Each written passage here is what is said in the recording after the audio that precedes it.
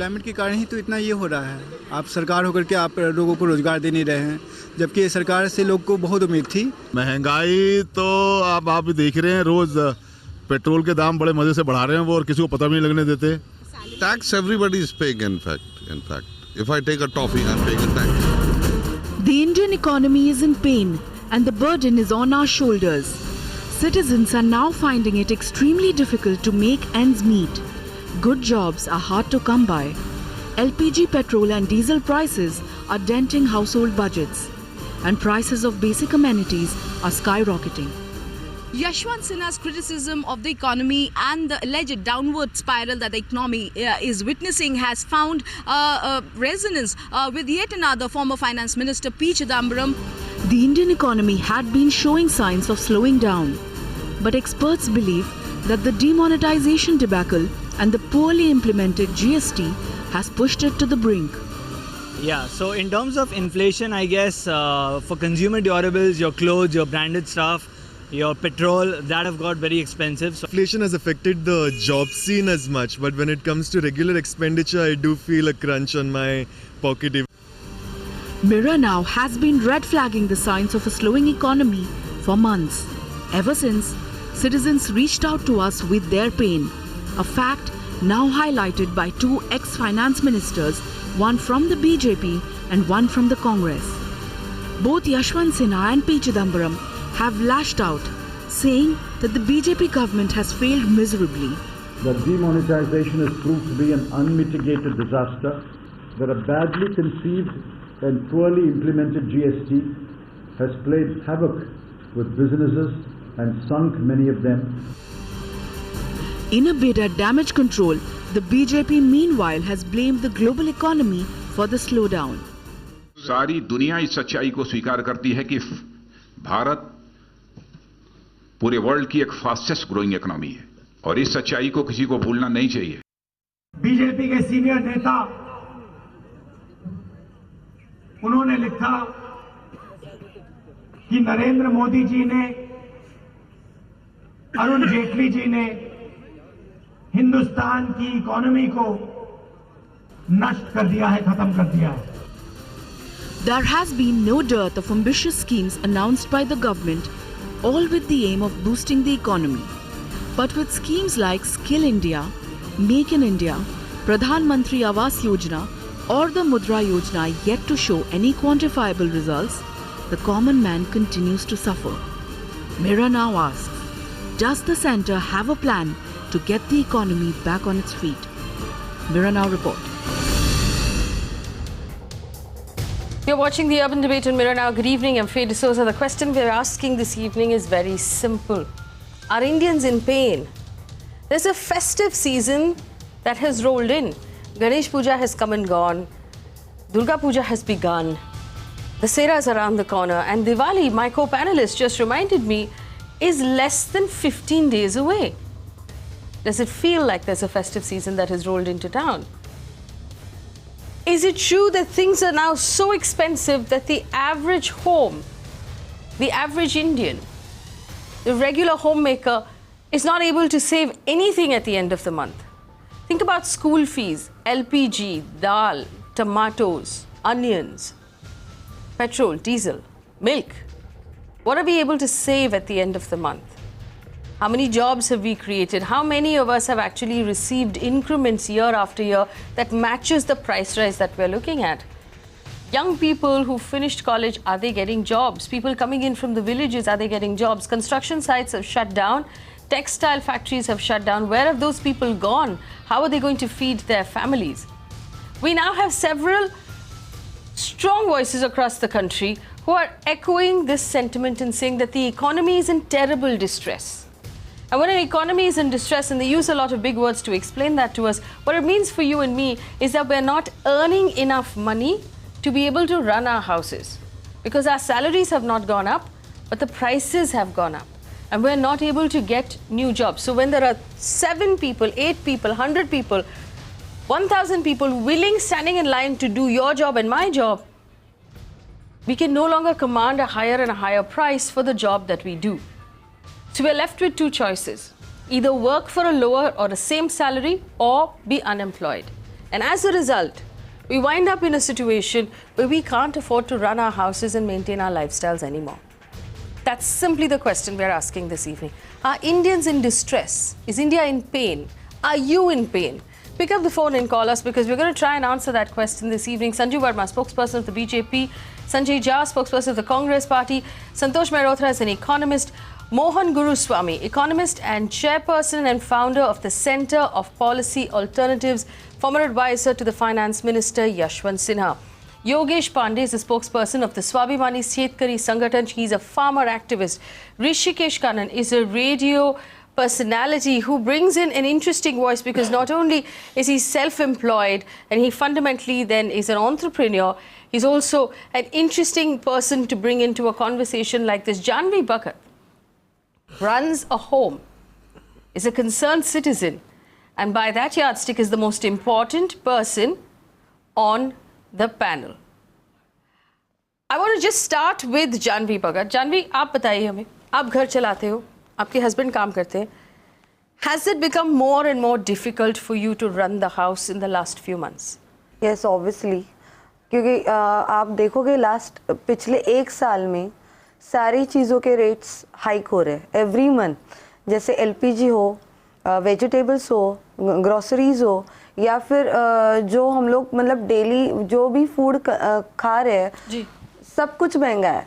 मतलब टोमेटोज से लेके मतलब मिनरल वाटर तक सब कुछ महंगा है. तो स्कूल की फ़ीस है, फिर उसके बाद में फिर पेट्रोल हाइक्स हो रही है, तो उसकी वजह से फिर ट्रांसपोर्टेशन पे बर्डन आ रही है हमारे. मतलब हम लोग जो भी पहले जो जी रहे थे एक साल पहले, उससे काफ़ी मतलब मुश्किलें आ रही है हमें डेली बेसिस पे जो घर चलाने के लिए. जैसे आपने अभी बोला स्टार्टिंग में कि फेस्टिव सीजन्स है, तो फेस्टिवल्स में आपके घर पे अगर 4-5 लोग अचानक आ जाते हैं, तो एक होम मेकर होने के नाते जी पूरे पसीने छूटते हैं कि मतलब जो 4 लोग हम लोग मुश्किल से खा रहे हैं, तो और 4 लोगों को हम लोग कैसे खिला पाएंगे. अगर फेस्टिवल्स है तो शॉपिंग रहेगी, कपड़े रहेंगे, मतलब यूज अननेसेसरीली हमें वो खर्चा करना ही है. कितना भी मतलब हम लोग कितना भी बर्डन ले तो भी मतलब कुछ चीज़ें अगर हम लोग इग्नोर भी करें तो भी फेस्टिवल्स है मतलब खर्चे और बढ़ने ही वाले हैं. तो मुझे नहीं लगता कि पिछले एक साल में गवर्नमेंट ने कॉमन मैन के लिए कुछ भी रिलीफ दिया है. तो आपको रिलीफ नहीं लग रहा है. I'm going to take this question now to Mohan Guruswamy. Mr. Swamy, thank you so much for joining us. I appreciate your time. What Janvi is telling us is the regular Indian voice.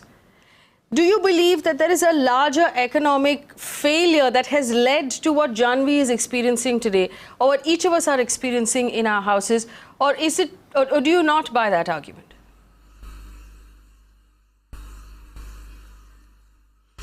Well, I buy it entirely, but what I don't buy is that she is the typical Indian.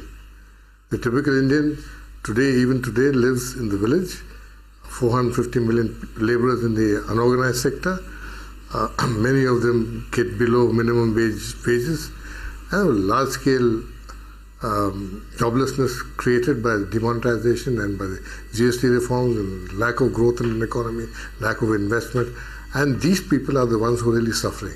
It's not people with domestic gas connections and cars and motorbikes to put petrol in. It's people who live on a hand-to-mouth basis, getting 30 rupees or 40 rupees a day.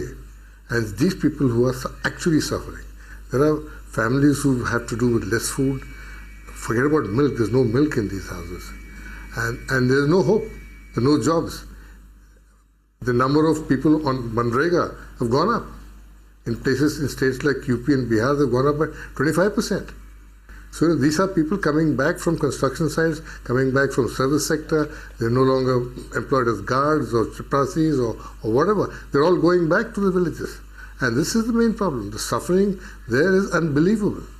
You go to a construction site, you ask for labor, you get 20 people coming for one job, paying 300 rupees a day, or even less if you can bargain. But that is how bad things are. So and that is the section you got to look at. People who have people like us, we will always complain. We always would like something better and something cheaper. But, the people who do not speak, who are not heard, who are not focused on media, they are the people who are suffering. There were 600 million people in this country who live below the poverty line. Mr. Swami, you believe the combination of destroyed GST in the and last 1 year, 2 demonetization years. has caused them You pain? need to get jobs in. No, there was a slowdown. There's a slowdown of the economy. You need to step up investment. You need to get more money into the economy. You need to ramp up your construction sector. You need to ramp up the service sector where all these people get employed. Small industries. And that's where you need to put money. You have no money. You didn't have a discussion when pay commission reports were approved and given 6 lakh crores, 7 lakh crores across the board. And you have no money for new projects, new school buildings, new colleges, new courthouses, new collectorates, new bridges, new roads, nothing. So everything has come to a standstill.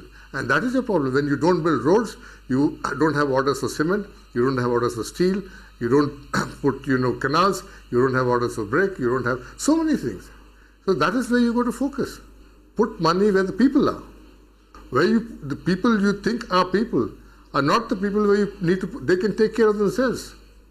Right, I want to remind our viewers, you're very right, I want to remind our viewers, sir, if I may, and when you do that, you get the wrong solution there. Yes, of the plans or the schemes that were launched by the government when they came into power in 2014, we had schemes like Housing for All. Housing for All by 2022. If we had actually gone out to build the 40 million homes, if I'm not mistaken, or the 4 crore homes that were supposed to be built across the country in the Housing for All plan, we would have created employment, we would have created large-scale employment for those people.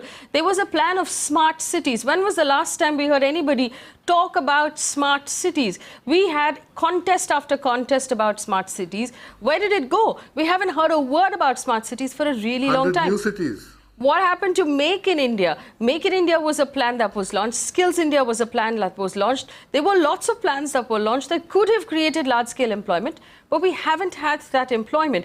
And I'm going to go to Rishikesh Kannan. Rishikesh Kannan, as someone who effectively runs your own business, one of the arguments that we're going to hear is the fact that the government has encouraged self-employment. I want to understand from you, has it become easier for someone like you to run a business?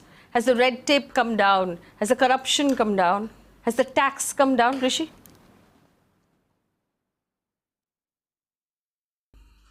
Not at all. Dismal times. You see, I'm no economist, but I studied economics in graduate school. And you're looking at a second quarter of 2017 growth, which has fallen to 5.7%, which is at par with Pakistan and lower than China, Malaysia, and the Philippines. I might not be a typical Indian like Mr. Guruswamy said, because he believes that's people below the poverty line, but I'm a middle-class Indian. Now, I give you a classic example of my life. I leave at 6:10 in the morning, and I return at 10 to 9. I just made it in time for your debate to my house. I used to, till about 2.5, 3 years ago, work one media house. My sphere of work was confined to one particular media house. Obviously, with contract fees not going up over the successive years, the last 2 years, I've had to take on a second job, a second assignment. So I work one half of the day in one media house and the second half of the day in another media house. And I'm the average middle-class Indian. Only because, I'm not living an extravagant, lavish lifestyle. Things have gotten more expensive. And what is this sentiment that people are talking about constantly? Investor sentiment is great. I see no private investment coming in on a regular basis. Nobody has the confidence in this day and age to actually put in money and say, this is an economy that I'd like to stay invested in. And it's not as though running a business has become any easier. All SMEs, when we meet and we interact, whether we're SMEs in the media houses, in media industry or otherwise, we're constantly complaining. And that wasn't the case 2 years ago, Faye. Absolutely. And one last non-political voice, I want to, two more non-political voices. Santosh Mehrotra is an economist joining us from Delhi. Mr. Mehrotra, do you believe that the pain that people are talking about today is a result of failure at the top? Or could this have been avoided in any way, Mr. Mehrotra?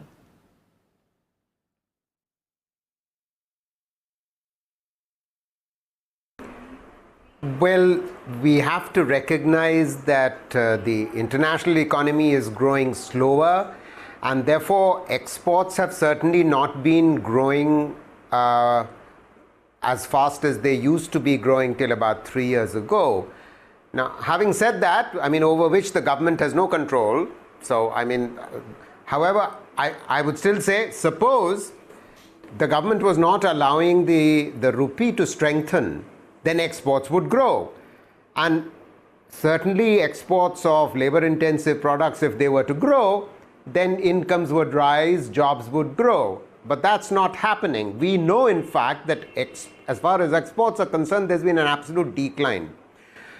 Has there been a failure at the top? Well, clearly, we know that this government inherited a very large NPAs of the banks.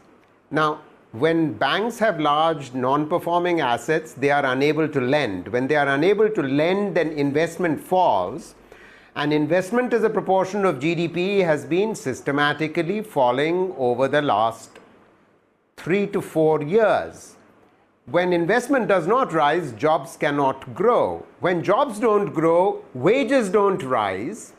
In other words, when wages don't rise, families, whether they are below the poverty line or above the poverty line, feel the pinch. So, even though inflation might be at 3 to 4% only, the fact of the matter is if your nominal wages are pretty much remaining the same, and then people are going to feel the pinch even more. That's the bottom line. And I have one more voice to bring in before I bring in the politicians. Yogesh Pandey, who represents the farmers. He's a farmer activist. And Mr. Swami, he'll bring in the voice of those people who live in our villages. Yogesh Pandey, how tough is it right now to get by in one of India's villages as a farmer? Things are really scary. Things are really scary and people are in a real distress. Now, let's see what is the root cause of this problem. The problem was demonetization. When demonetization was taken in October, 3-4 months there was total lack of money supply in the rural part, and now we are facing the cascading effect of the same. What is the basic analysis of slowdown of economy? There is no demand. Now with the 70% population of India living in the rural part and nearly 58.5% people are directly employed in the agriculture sector. Now there is no money circulation in the rural part. Falling prices of commodities, agriculture, agro-produce, and people are not getting money. So that is one of the major reasons. Unless government pumps in money to the rural India and to the agriculture sector, demand is not going to rise. Now, when we look at the farmer's condition, what are the basic things he needs? He needs a basic infrastructure like proper roads, fertilizer, seeds, and then minimum support price for his produce. But despite of good monsoon, farmers in this nation are really looking to go towards government for the support, and that is one of the major cause. And let me share, I stay in city, it is very tough to survive. Forget others, even for myself, I don't know what is going to happen after 4-6 months. So things are out of control, and definitely government should take immediate cognizance. When the economy is in ICU, we don't need a long-term 2022 dreams about 2020. We need an immediate solution, and solution is immediate controlling the prices, fuel prices. Then the interest rate should be let me bring in Sanju Verma. Let me bring in Sanju Verma of the BJP, and then Sanjay Jha can respond to her. Sanju Verma, you've heard all of the arguments. All of the voices you've heard up until now are non-political voices. The only form of opposition on the panel for you is Sanjay Jha from the Congress party. And these are real voices that we've brought in. Please respond to them.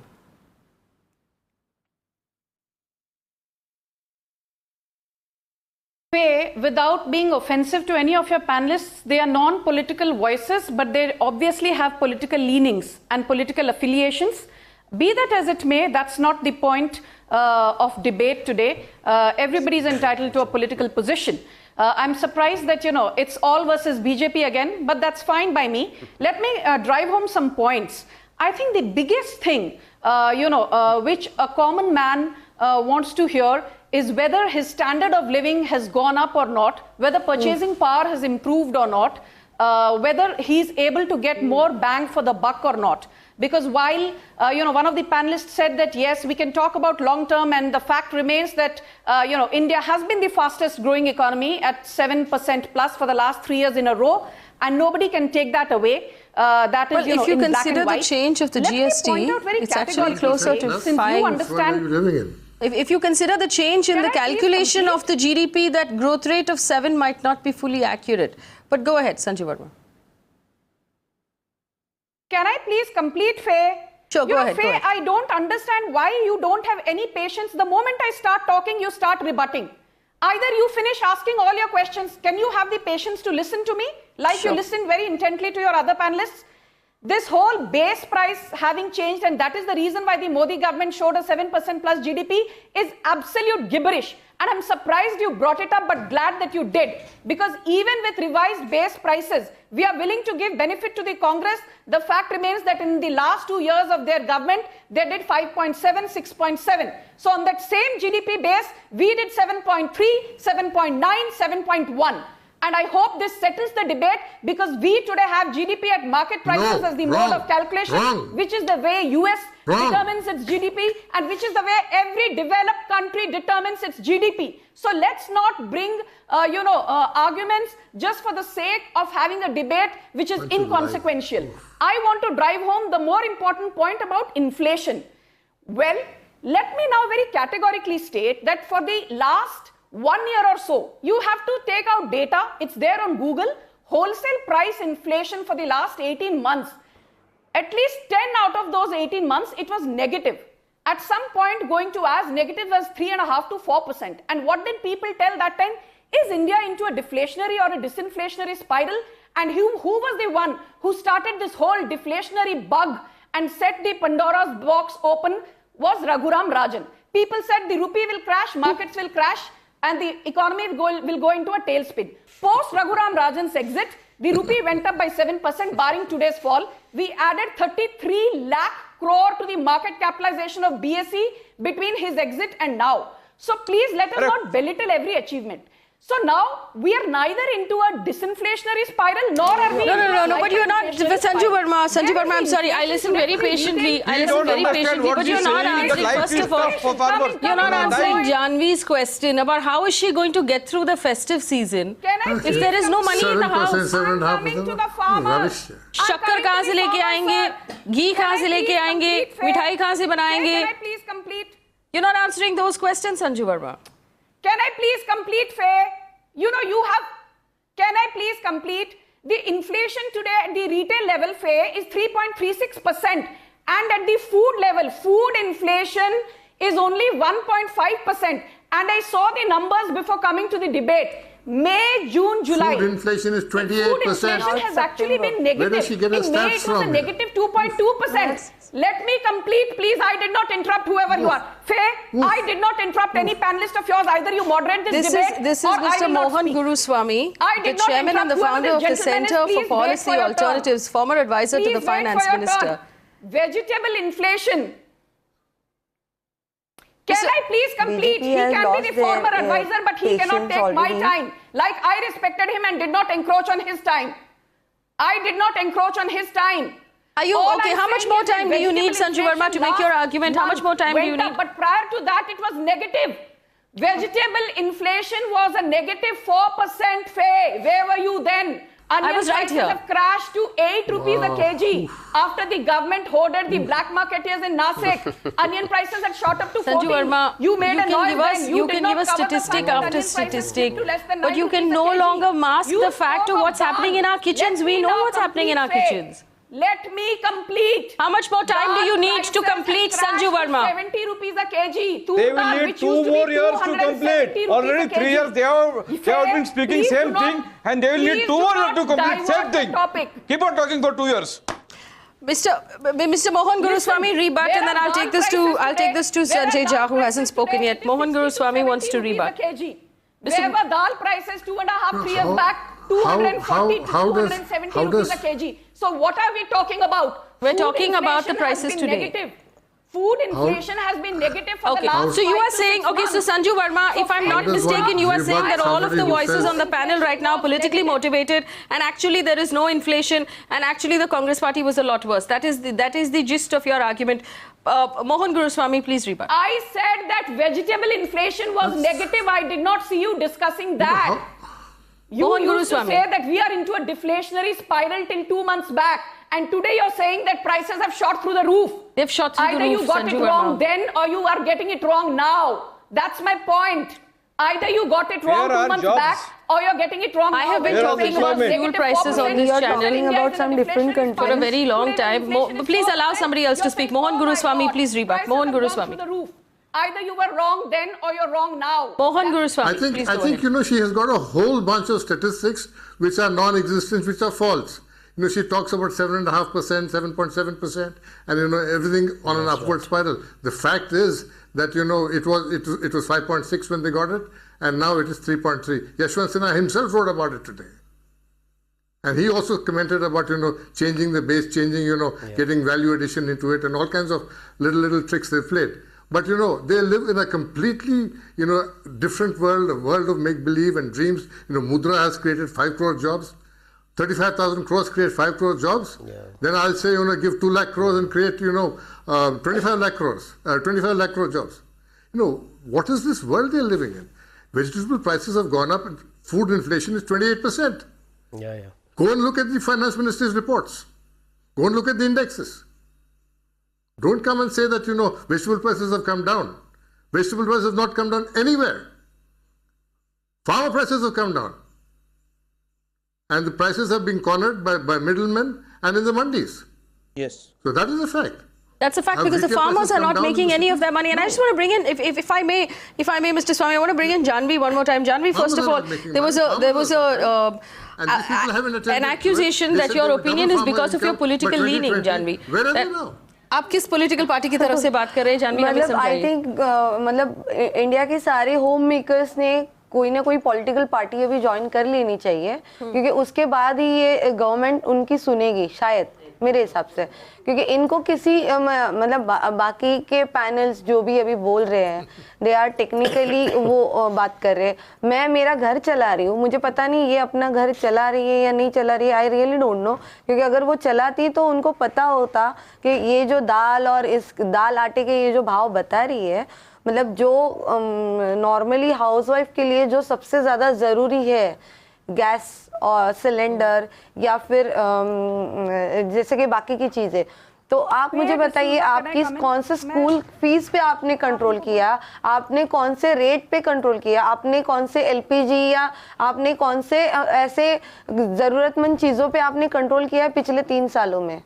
और आप मुझे ये बता रही है कि I M politically motivated, तो मैं आपको ये बताना चाहती हूँ कि मैं जिस दौर से जा रही हूँ, we are just giving salary 14 to 15,000 in hand, और आप मुझे बोल रहे हो कि I am telling you with any political party motivated. I want to give an example, Faye. Go ahead, Sanju Verma. No, you talking about every person is politically motivated. Just let me know. आप आपका घर चला रही हो ना? Please ask her to stop. तो फिर बात आप सुनना ही नहीं चाहते हो किसी की, as a government she is not in mind to learn किसी का भी सुनना ही नहीं है। Let her complete. आप बोलते जाइए, आप बोलिए। In fact, there's one. I have that right. No, but I've called Janvi Bhagat here because I believe that her voice is honest, which is why we've brought her onto the panel. Sanjay Jha hasn't spoken yet. Sanjay Jha, opening arguments, please. Do you believe that India is? Sanjay Jha hasn't spoken yet. To be fair, we should allow him to make his opening argument. Sanjay Jha, go ahead. But I think Janvi Bhagat raised some questions which I need to rebut. Promise to keep this rather brief. 6 panelists, they will all ask questions of BJP, and then you will say, let me wait Sanjay for my Jha, turn. go ahead. Sanjay Jha, go ahead. Fair, let me just tell my BJP counterpart, I have been a spokesperson of the Congress party when we were in government, and I think by now she should be used to it, Sanju Verma. I respect you, but when you represent the government, you actually should be conditioned to having 7 people speak and question the government. That's what a democracy is all about. It's nothing new. We have gone through it a million times, for heaven's sake. Let's not try and divert the issue. But Faye, let me come to the fundamental point. I want to keep it very brief.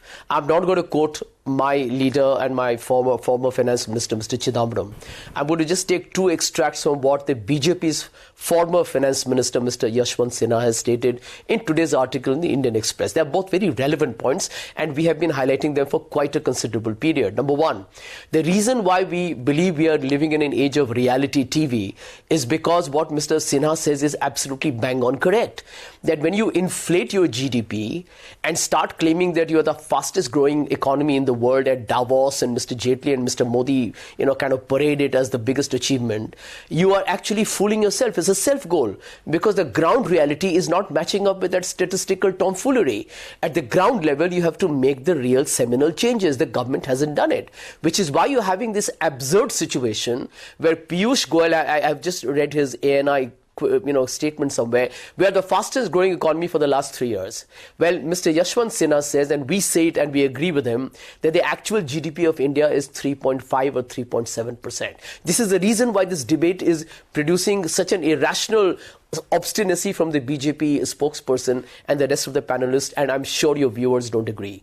The second point, and that is fundamental, that Mr. Sinha points out about this massive oil bonanza that Mr. Modi's government has had. I have no hesitation in telling you, Faye, that if the oil prices hadn't come down, India would have been a bankrupt economy. Do you realize how much India has saved? Approximately 6 lakh crores in oil subsidy on current account deficit, and around 3.5 lakh crores, which we talked about in your program, through excise taxes that the government has made to reduce its fiscal deficit. That's a total bonanza of almost 10 lakh crores. And I think, Janvi ji and other people on the panel and the viewers in particular have a right to ask Mr. Modi's government, what have you done with it? Where has it gone? Why am I not seeing any growth in small business? Why is agriculture in serious distress? Why are farmer suicide still escalating? Why have you implemented GST in the most absolutely shoddy, shambolic manner? And what was the big demonetization stunt that Mr. Modi did to perhaps win a couple of state elections? To damage the economy? To let 100 people die? I mean, these are questions that the BJP has to answer. And the fact that Mr. Yashwant Sinha has made a statement, I think is significant, because he's somebody who's tried to, perhaps sound out the BJP for a long time on Kashmir crisis and many things. They don't listen to him. So he's written a newspaper column. And they have to now face the writing on the wall. Now, Sanju Verma can delude herself. She can call all of us having political leanings and anti-nationals. That's her fundamental right. But the truth is, figures and facts don't lie. Right. I have just one thing to check with Santosh Mehrotra and these are numbers I've picked up from a magazine called The Diplomat, Santosh Mehrotra, that says that China, in the last one financial year, China's imports to India amounted to $6.3 billion. India's exports to China were $10 billion with a deficit. Exports to India. You mean exports to India? Yes. So we're bringing in Chinese product worth $61 billion, and we're sending out product to China worth $10 billion.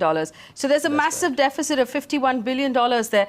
Where is the Make in India program that should have actually created jobs, where we are making our own products? I want our audience to just look around you at the number of Chinese products around you, the phones, the brands, everything you see around you is coming from China. When are we going to make our own products? And what happens to jobs if we're not going to make any of the things that we should be making in our own country? Santosh Mehrotra, go ahead.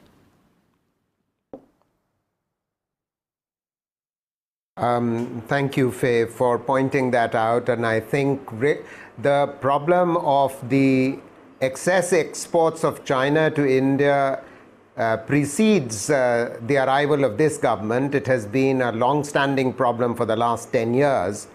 But our problem is deeper, and it has become deeper in the last several years, precisely because, as I began by saying, our exports are not growing. If anything, the absolute size, dollar value of our exports has actually fallen. And when that happens, obviously, especially in products which are labor intensive, we export a fair number of labor intensive products also. If jobs are not growing, then why would wages increase? Please, I mean, the logic, and I really take exception to the remark that you know, we are politically biased. I'm a professor of economics. I am not looking for a job. I have no desire to, and no intention or no need to be politically biased. And let me come back to the substance here. The fact of the matter is that if the global economy has been slowing, and India is a large economy and it has been growing, but growing slower than it was growing earlier, then India can still be the fastest growing large economy of the world. So just because the global economy is slowing and we are growing faster makes us the fastest growing large economy. There's nothing to pat ourselves on the back about that, particularly because jobs are not growing.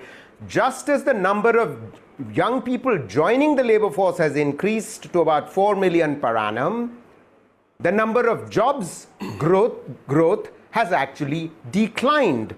So let's remind ourselves that between 2003-04 and 2011-12, for an 8-year period, the average growth rate was 8.4% per annum.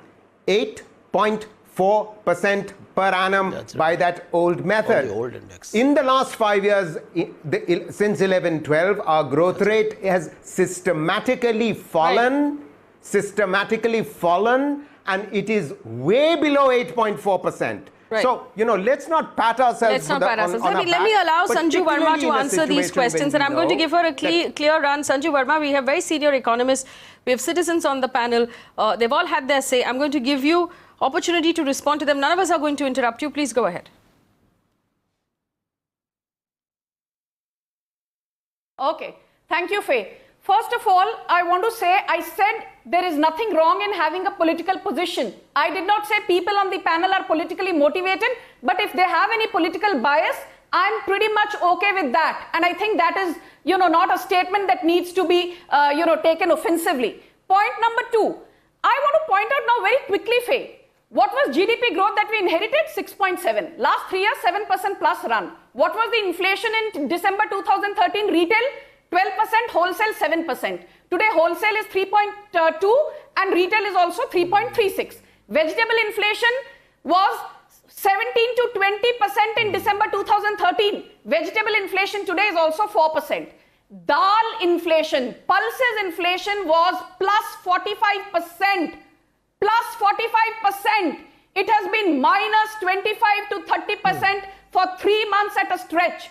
I have no problems with Ms. Bhagat. But at the same time, Flipkart says they've had their biggest ever bonanza sale, collecting 9,000 crores just in 4 days. They said we sold 1.2 million smartphones in the first 20 and the hours money goes to China. Our bonanza festival sale. Point number 2. Point number 2. Fair, but money goes to China, not for India. I want to ask, if the middle class does not have money, just 1 minute, if the middle class does not have money, how is Maruti reporting a 24% growth in sales? And mind you, it is the small car segment which is bought by the middle class, which last month registered a 49% growth. We sold last year 33 lakh cars. Prior period 2015, we sold 28 lakh cars. And before that, we sold 20 lakh 120 crore में से सिर्फ 33 lakhs ने car लिया, मतलब India is growing. Who's buying these cars? Wow. Who's buying the tractors? Wow. Who's buying the festival sale bonanza? Last 3 After 1.2 billion people, only 33 lakhs people अगर car ले रहे हैं, मतलब India is growing. 1.2 million smartphones in 20 hours of the Flipkart sale opening. The middle class, you say, has no purchasing power. Then where did the 7th pay commission money Hope go? you're not trying to be that serious has gone about to the that. middle class. I have my empathies with Janvi Bhagat. You are but my just bothered driver, about the people having in my 7th pay building, commission. and they are not BJP supporters. They say You're just Modi wearing ji ने glares. बहुत सही किया. Everybody is जो saying Congress demonetization लेके आए, मोदी जी ने बहुत सही किया.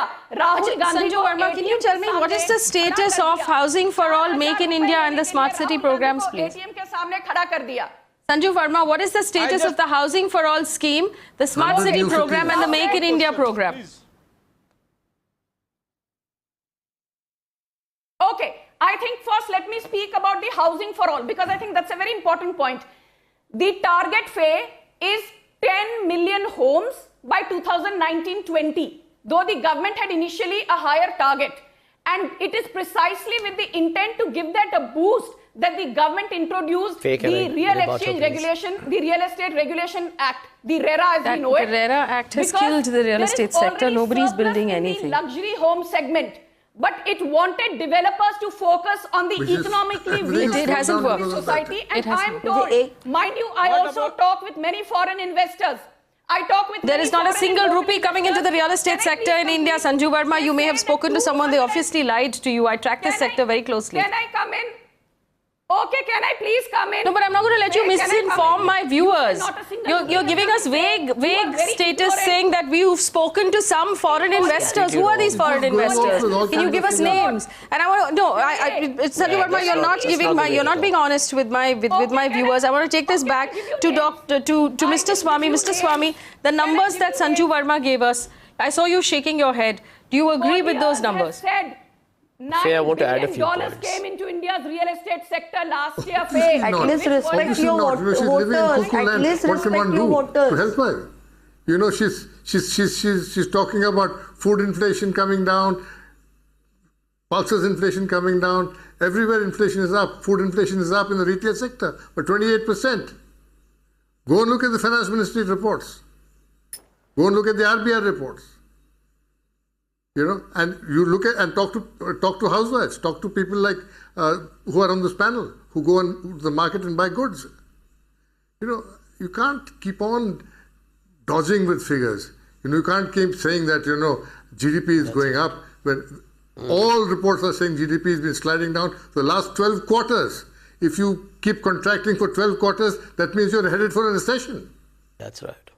And you're in a bad shape. And you know, you pad it up, it's like adding a false bottom to the milk can. So your GDP is showing higher, and then you got this big hole at the back, at the bottom, that is 2.2%. So whatever you got, 5.7, take out 2.2.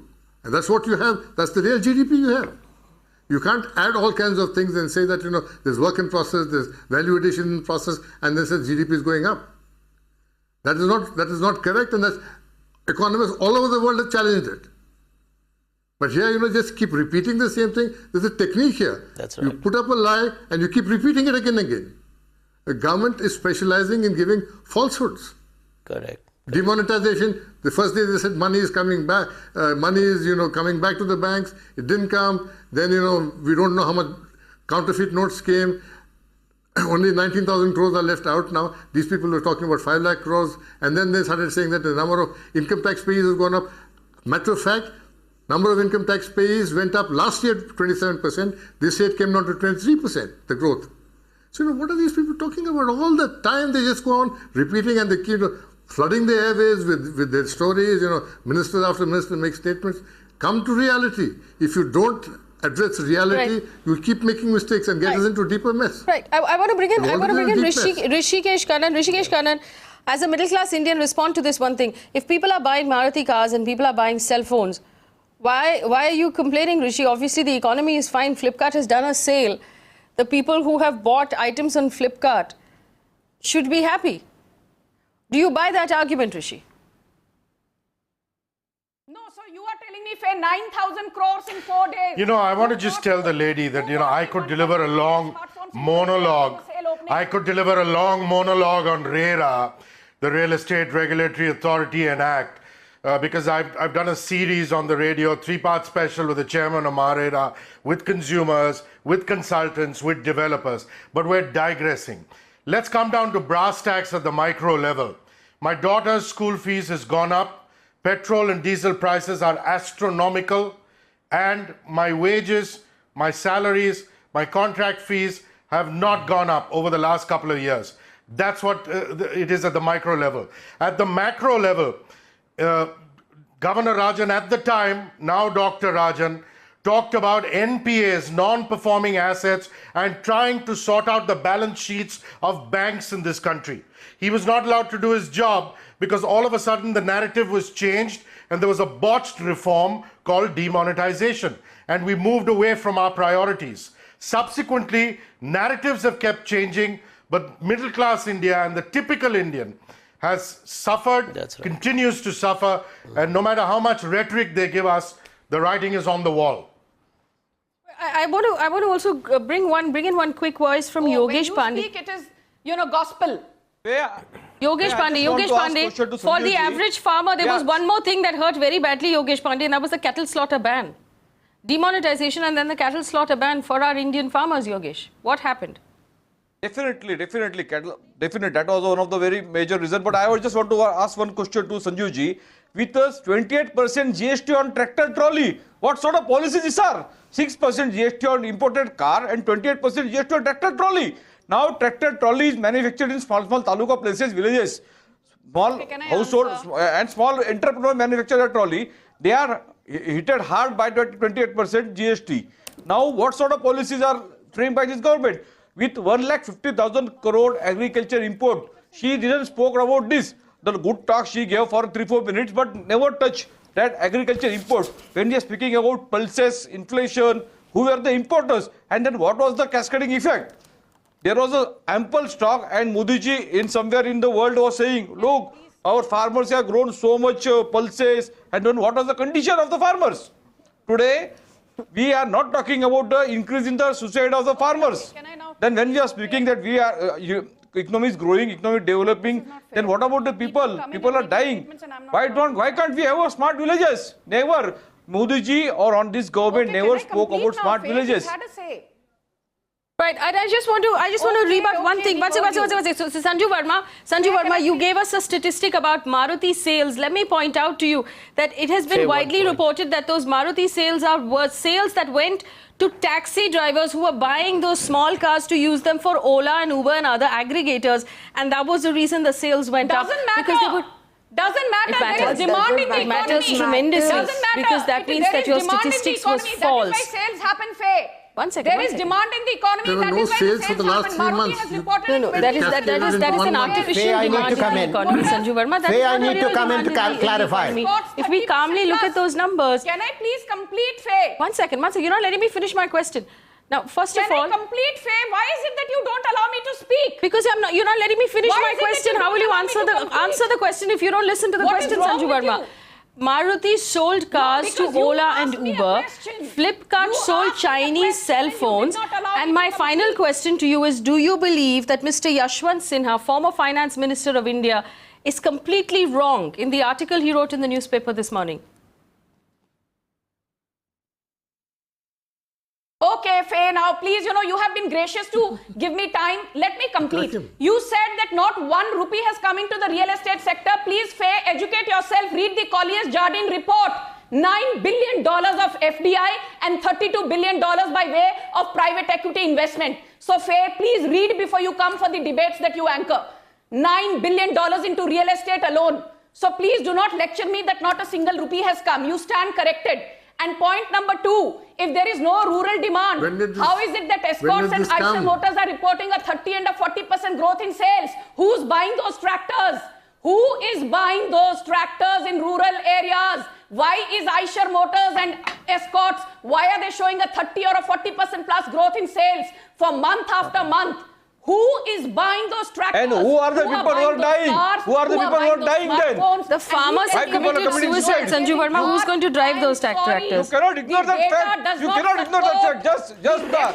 And also, let me point out to you, Sanju Verma, I am still the editor of real estate for ET Now, this sister network in the network. Let me point out to you, the $9 billion that you talk about were just commitments. They have not been all deployed. It's sort of like Make in India. When you talk about how much you're going to set up, but the actual setup takes time. So that $9 billion that you're talking about has not been deployed. These were announcements that were made. Yeah. And most of them went to 1 or 2 companies. It has come in. But you told not a single penny has come in. You said not a single penny has come in. You stand corrected. Okay. I gave you data. Okay, Sanju Verma, do you believe that Yashwant Sinha was wrong? Do you believe that Yashwant Sinha was wrong, Sanju Verma? Please learn to accept your mistake. Do you believe that Sanju Verma was wrong? Do you believe that Yashwant Sinha was wrong, Sanju Verma? Do you believe that Yashwant Sinha was wrong? You were wrong. You were indulging in whataboutery, Faye. You were indulging. Okay, you're not What answering about that question. You said no. So, Sanju Verma, when you're prepared to talk about Yashwant Sinha, I'll come back to you. Sanjay Cha, go ahead. You said, oh, but it's not been deployed. Don't. Yeah. Switch it off here. Well, Faye, can I make two quick points? Number one, I think it's all right for the BJP spokesperson to trash Mr. Swamy, to trash Mr. Sinha, but I hope she won't trash the State Bank of India, right? The State Bank of India is the world's largest retail bank. And what did the SBI say? They completely rejected as outlandish, without using the words, Amit Shah's pathetic defense of the collapsing economy as a technical fault. They said there is a fundamental fault line in the Indian economy. Now, I've just failed to understand why, just to divert attention and create a positive headline day after and continuously, is the government living in a fool's paradise? Because in the process of trying to improve their political prospects, they are damaging the lives of the common man of India. Because you can't do that. And it's somewhere down the line, this is now going to be the topic of debate for a long time to come, because there are no short-term remedies for the kind of ills that are today plaguing Indian economy. You cannot overnight change private investment climate. You cannot wipe away NPAs or bad debts through one clean write-off. You cannot increase consumer confidence if this is the state of joblessness. And exports are not going to rise because at the end of the day you have a trade deficit with some of the largest trading partners you have. I hope the BJP spokesperson, who I do know is a student of finance or whatever, would have paid attention to these details. Now, I think, Faye, the biggest mistake that the BJP is making is that end of day, in their desperation to always look around for cosmetic, dressing of their political profile, they are actually ignoring the ground realities. And if they continue to do that for another 18 months, I think the potential for India going down a black hole becomes extremely prominent. And the reason is that Dr. Manmohan Singh, whom they have abused, they have trashed him, they have humiliated him in parliament and outside. He's an economist primarily. And what did he say at the time of demonetization? You're going to get a 200 basis points impact. Exactly the same happened. Dr. Manmohan Singh has spoken a few weeks before and said you're likely to get into a prolonged sluggish, maybe even a recession, if you don't pull up your socks. The government is actually ignoring him again. In the process of playing what I call as very bad politics, they are hurting the common man and everyone watching your program. And I think that is self-suicidal. Go ahead. मुझे सिर्फ ये एक बात आपको बतानी है. मैं महाराष्ट्र में 82 रुपीज़ पे पेट्रोल परचेस कर रही हूँ. मतलब टोटल 12 to 13 रुपीज़ में काफ़ी अलग अलग तरीके के सेस पे कर रही हूँ.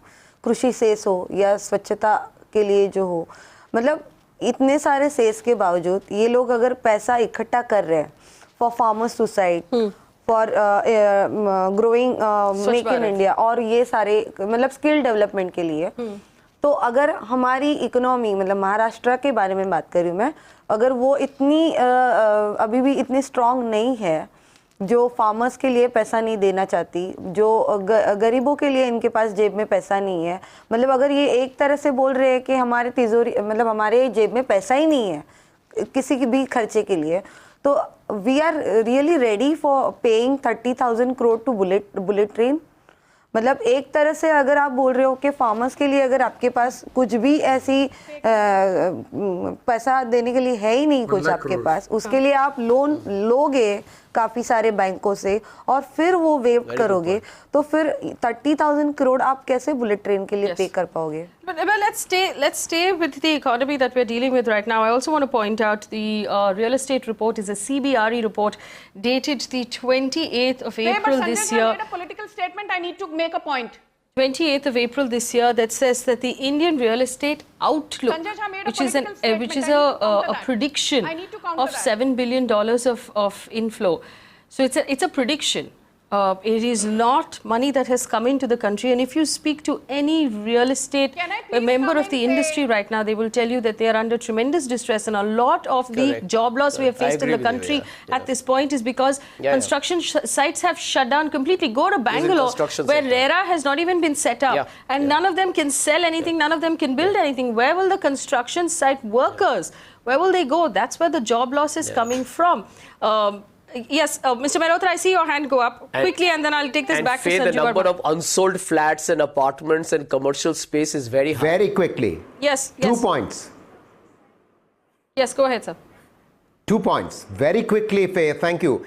First of all, the point has been made rather repeatedly that the number of car sales has gone up. Well, who buys cars? It's obviously the middle class and above who buys cars. And it is the 7th Pay Commission which has kicked in the last several months, which has helped the middle class and above. So this is point 1.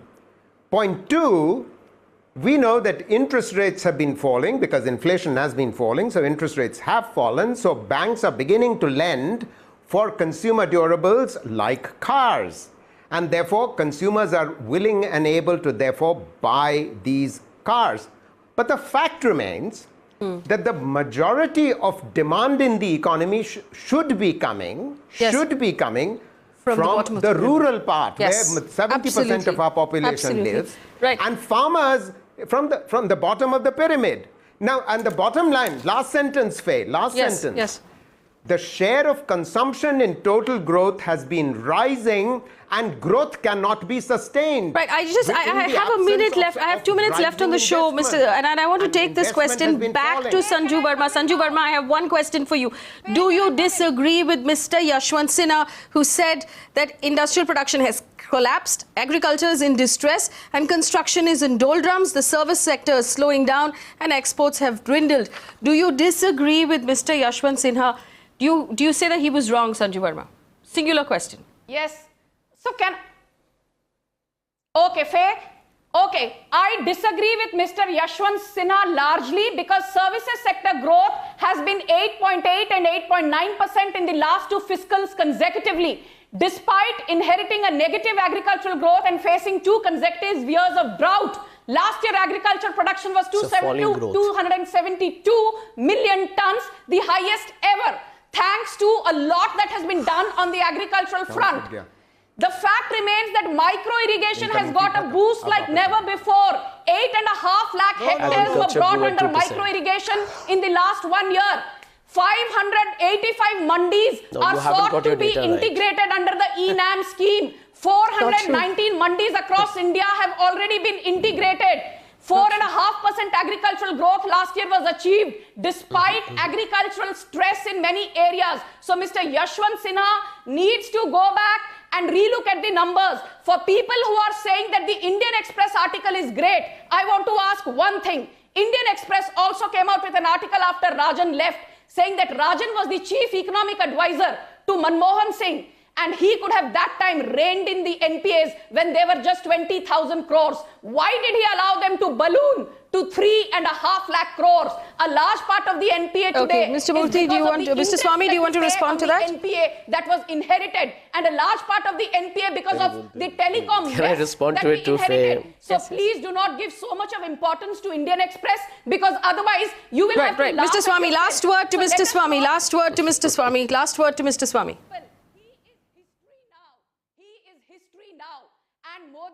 I think if you live in a false world full of falsehoods, false figures, false creations, you're doomed. And I think, they're taking the country towards a very bad, very, very bad situation. I think they should get real. It's just not this lady who's saying all these things. It's across the government. Right from the Prime Minister downwards, they toss around with numbers, play around with numbers like this, as if, nothing really mattered. And the rest of us all are a bunch of idiots out here. This is the attitude which is going to destroy this hubris. It's like a jumla every day. We know, right? Demonetization is good because we won the UP elections. That is wrong. The attitude is wrong. And to say that, Rajan as chief economic advisor, you don't go and control NPAs of banks. That is for the finance minister to do. And that's for the RBI to do. Correct. NPAs went up. That's why the Congress government was thrown out. What have you done? Gone up by 3 lakh crores more. Have you foreclosed any companies? Have you reorganized any companies? You haven't done that because you're in bed with the same fellows. So, please don't talk rot here. NPAs are going to grow up. You're writing off farmers' loans. You're writing off all loans, and you don't have money to. When in UP he wrote off 23,000 crores and is giving farmers 2 rupees and 3 rupees. This is the kind of hoodwinking they keep doing all the time. Yes, yes. And it's not going to work. Right. I've run out of time. I just want to point out one thing. A couple of the arguments that Sanju Verma made was that the service sector has actually grown at 8%. Let me point out to you, the service sector, the IT sector, is sacking people, firing people like never before. And they're doing this to maintain their EBITDAs or their bottom lines and to show their margins. So because they can't grow as much as they should, or they'd like to grow and reward their investors, they're firing people to save money. So if you can't make the money, you save the money instead. And that's where the growth is coming from. To say that agriculture is doing really well in the country today is a slap in the face of the widow of every farmer who committed suicide. And I want to point out to our audience that more farmers have committed suicide this year in comparison to previous years, and the numbers are getting worse and worse. We've had a year this year where farmers were protesting across the country. Farmers are protesting from Tamil Nadu right up till Madhya Pradesh and Uttar Pradesh and Punjab. The farmers are in distress across the country.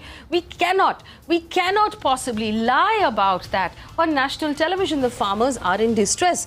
It has been proven and written about across the country. Look at the other problems that we're facing right now. There are no jobs. Petty crime is coming up on the rise at this point. Milk, petrol, vegetables, everything has become more expensive. We can throw around statistics, but you cannot lie to the kitchen budget. The kitchen budget does not lie. And every one of us has a kitchen. And we know at the end of the month how much money is left over. You know at the end of the month that in 15 days Diwali will be here. And we have never been less prepared to spend money than we've been this year. We've got calls from Calcutta, from Bengal, telling us this has been the most subdued Durga Puja they have had in a very long time. The Sera is going to happen through the course of this week. Something is horribly wrong.